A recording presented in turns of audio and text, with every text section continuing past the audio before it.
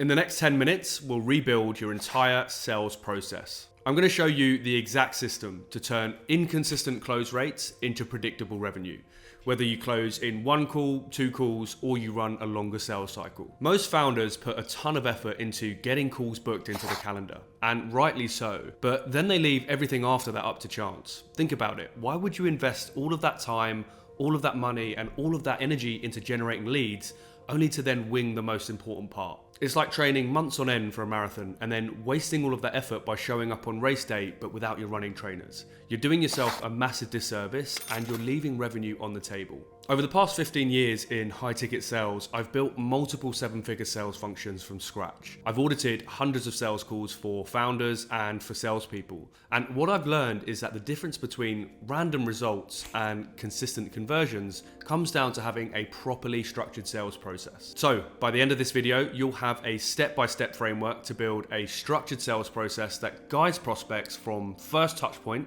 all the way to a closed deal with complete predictability. You'll understand how to structure each stage to create momentum instead of friction, and you'll know how to adapt the process to your specific offer and your market type. So let's start with a common misconception. Most founders think that just because they're booking calls, they have a sales process. But just getting leads to show up to your sales calls isn't the full process. It's simply one step in it. The sales cycle starts the moment that a lead engages. So whether that be through cold outreach, whether they're reading your landing page, whether you're replying to a DM from them, all the way through to after they've signed the contract, paid the invoice, and then become your customer. So everything that happens during that process is either building certainty with them or it's losing you the deal. And I learned something early on in my career that changed the way that I look at sales, and I want to share it with you now. Sales is simply just the transference of certainty from one person to another. And I love this definition because it's so simple, right? We just have to give our buyers certainty that we can deliver the result for them, and then they will buy. And so the reason that we need a proper sales process is because most buyers just simply don't know how to buy.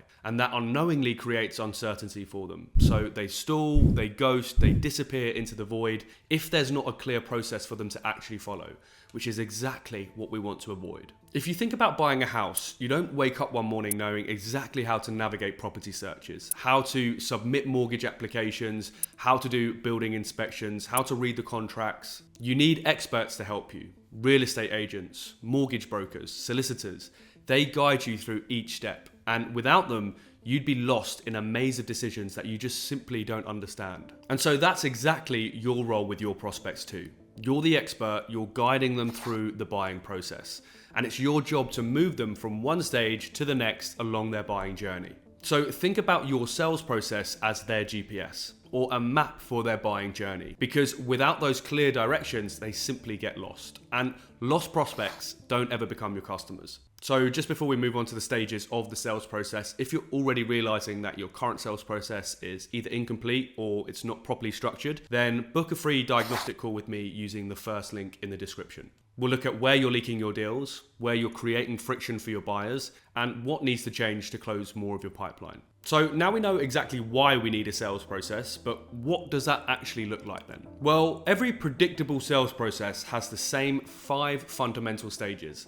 And if you're missing one of these stages, you're losing deals. Now, there is a little bit of nuance to consider here because these stages will look different from offer to offer. Selling a 1K consultancy package might compress all 5 of the stages into a 45-minute call, whereas, say, a 100K enterprise software deal would probably spread them across multiple months with multiple stakeholders. But every successful sale goes through these same fundamental stages in some way, shape, or form. Now, don't worry about how to structure yours yet. I'll show you exactly how to adapt this framework to your specific offer later in the video. But for now, just focus on understanding the core stages. So stage 1 is prospecting, which is pretty self-explanatory, right? You need leads to speak with. So whether that's through organic, paid ads, cold outreach, whatever it might be, that's completely up to you.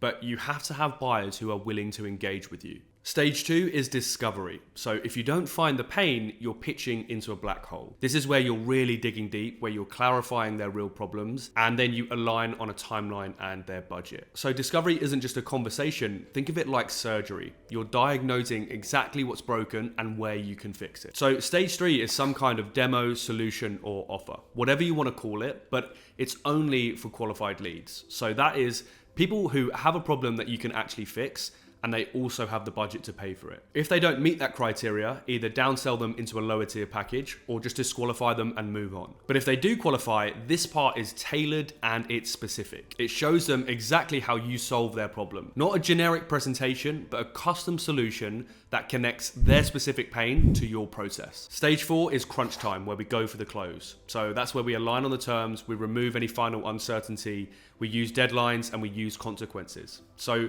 one final point here is that great salespeople create urgency around outcomes, not actual offers. So they'll say stuff like, here's what happens if we start this month versus next quarter. And stage 5 is post-close, or what I like to call aftercare. Now, your process doesn't end when they say yes. Great salespeople don't just win deals, they win loyalty. They leverage smooth onboarding, proactive communication, expansion opportunities, and they use referral systems because they know that if they get this stage right, it feeds their pipeline for years. Now, here is an absolutely critical part. At every single stage, you need to set clear next steps to guide the buyer through the whole process. And unfortunately, this is where most deals die. Because people end a discovery call with, I'll send you a proposal and then you can get back to me. Or they'll finish a demo with, think it over and just let me know. That's not giving them certainty. Remember, you're the expert and you're guiding them through the buying journey. They don't know what comes next, but you do. You are in control of the process and you're in control of exactly what happens next. So you map out their decision-making process and then you book the follow-up call live on every call. Who else needs to approve this? What's their timeline? When are we speaking next? If you don't book that next step live on that call, then you've likely lost that deal. So these 5 stages are universal, but how you actually execute them, that's what we're covering next. So now you've got the framework, the next step is tailoring it to your specific sales environment. Because without doubt, the number one mistake that founders make is forcing their buyers through the wrong kind of sales process. Either they're stretching it out unnecessarily, or they're trying to get a deal closed way too quickly without going through those fundamental stages. So let's start with one universal truth, which I really want you to remember. Deal velocity is your ally. So essentially, the quicker the sales cycle, the higher the percentage chance of that deal closing. Or conversely, the longer a deal drags out, relative to what's normal for that deal type, the lower your close rate will be. So why is this the case then? Well, because doubt creeps in.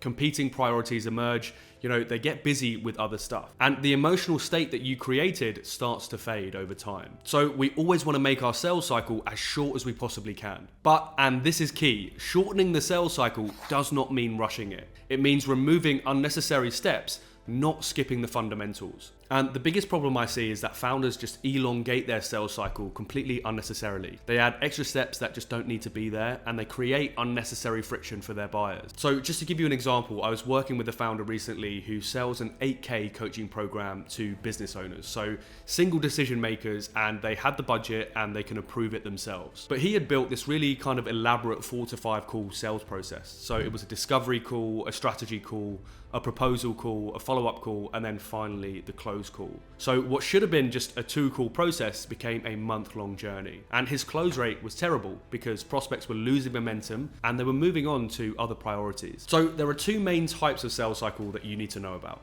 Firstly, transaction, and this is really just like fast, emotional-driven closes where delays will kill the deal. So think about coaching programs, courses, software trials, that kind of thing. So you might sell a 10K coaching package on one call because the buyer can make the decision on the spot. That's a transactional sales cycle. It demands urgency, simplicity, and clear consequences for inaction. Now, non-transactional sales processes are much more complex. They are logic-driven processes with multiple stakeholders and just many more moving parts. Think about enterprise software, done-for-you services, 20, 30, 40, 50K implementations. So these kind of deals, these kind of buyers, they need much more time. They need more information and they need internal alignment. You're not going to sell a $1 million software package on one call. That will take months, but even so, you still want to compress that timeline as much as you possibly can. And if you're not sure which one you fall into, then use this guide. If your ticket price is, say, under 10K, then it leans more transactional. If it's somewhere between 10 and, say, 50K, then it can be mixed, but it leans more non-transactional. If it's over 50K, then it's firmly non-transactional. Now, that's not a hard rule, but it's just a reference point for you to use. But even with the same 5-stage process that we've talked about, your execution has to shift based on what you're selling. So for example, a low ticket offer, say under 1K. There's still a sales cycle there, but there's no actual sales calls. So all 5 of the stages are handled through, say, marketing content, email, automations, that kind of thing. Think like Amazon. Your discovery is through the reviews, your demo is through product videos, and then you close at checkout. Then you have mid-ticket offers, say somewhere between 1 and 10K. Now, that should be a 1 or 2 call close max, and it should be done within 1 or 2 weeks, really. So all 5 of those stages need to be compressed into that time frame. Now, emotion, logic, speed, and trust all matter within this process. And finally, high ticket offers. So let's say anything over 10K. Now, that can be 3+ calls depending on the complexity of the offer. And the timelines really do range, anything from, say, 4 weeks to 12 months plus. Buyers have to feel confident and they can't feel rushed for these kind of offers. And so if you're now realizing that your sales process is probably structured incorrectly, then don't forget to book a diagnostic call at the first link in the description and we'll fix it. So really, there's no one-size-fits-all process. But if you want predictable revenue, then you need structure. And whether you can close in 1 call or 5 calls, your job is to build momentum. It's to remove friction, and it's to guide the buyer all the way through. And when your sales process does that effectively, that's how you turn randomness into results. But let's just say that you completely nailed your sales process. There's one more thing that silently kills your close rates, and that is misunderstanding how buyers actually make decisions. Because most sales opportunities die not because of your price or your product, but because you don't understand the psychology that's driving the buyer's decision. So watch this video next, where I break down 3 powerful psychology tricks that the best salespeople use to turn hesitation into action and make people give them their money.